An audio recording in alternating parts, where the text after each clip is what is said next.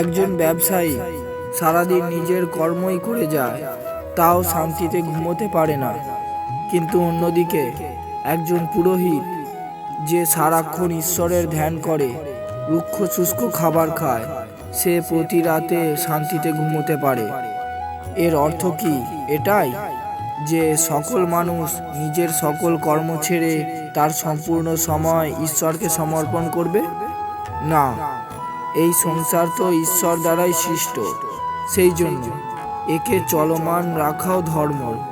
যখন আপনি সম্পূর্ণ শ্রদ্ধাশালীভাবে নিজের কর্তব্য পথে এগিয়ে যান, তা হলো আধ্যাত্মিকতা।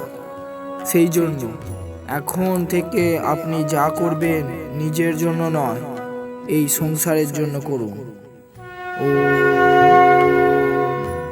একটি মাটির পাত্রের মধ্যে যতই শুদ্ধ জল পরিপূর্ণ করা হোক, কিন্তু যদি সেই পাত্রটির ধৈর্য এবং স্থিরতা না থাকে, তাহলে সেই শুদ্ধ জল কখনোই সুরক্ষিত থাকতে পারবে না।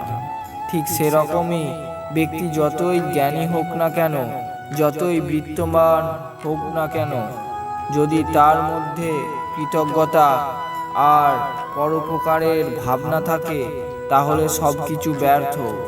কৃতজ্ঞতা হলো এমন এক পুজো যা মন্দির ছাড়াই, মন্ত্র ছাড়াই, মূর্তি ছাড়াই ঈশ্বরের কাছে পৌঁছে যায়। কারণ যে স্থানে কৃতজ্ঞতা থাকে, পরোপকারের ভাব থাকে, সেখানে মনের মধ্যে কোনো ভার থাকে না।